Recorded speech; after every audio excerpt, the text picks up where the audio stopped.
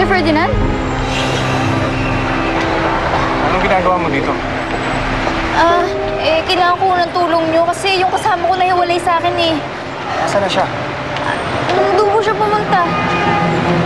Kuya, punta natin. Ba yan? Ang aga-aga naman kasi bibisita pa. Sino ba yun? Sila po.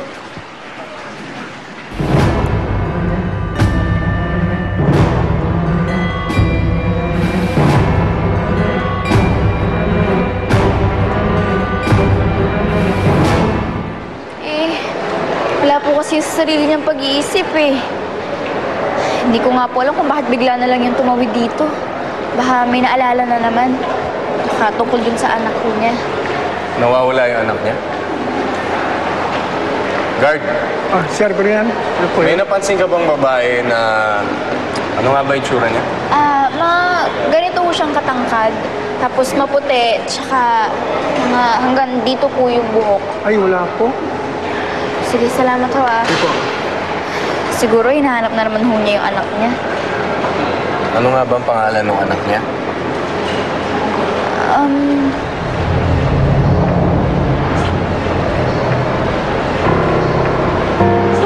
Sige po ate, iwan niyo na po muna kami.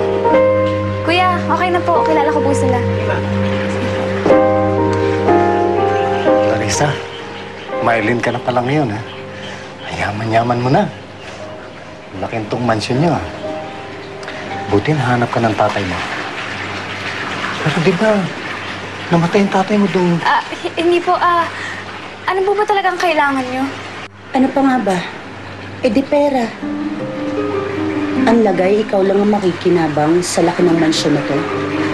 Hoy, kung hindi dahil sa amin, hindi ka magkakaganyan ngayon. Matagal ka na yatang patay. Kung hindi dahil sa amin, naiintindihan mo. Wala po akong pera. Makakaalis na kayo. Malaking utang na loob mo sa amin. Kaya dapat lang bayaran mo yun. Aida, kaunting tulong lang naman. Anong kaunti? Ano kaunti sinasabi mo? Eh, di ba, Ang laki-laki ng mansyon na to, kaunti? eh, pinasa ka na kung gusto niya dagdagan. Nakikialam ka eh. Kung may sinasabi rito. Ano naman? Tandaan mo to ha.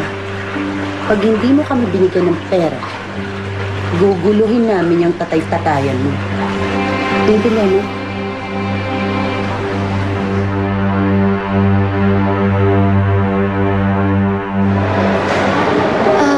Ano nga ba? Alam ko na. Umalis ka na! Sige na! Bisayad ko talaga na! Umalis ka na! Umalis ka na! Si Aling Maymay! Ako, Aling Maymay! Catherine!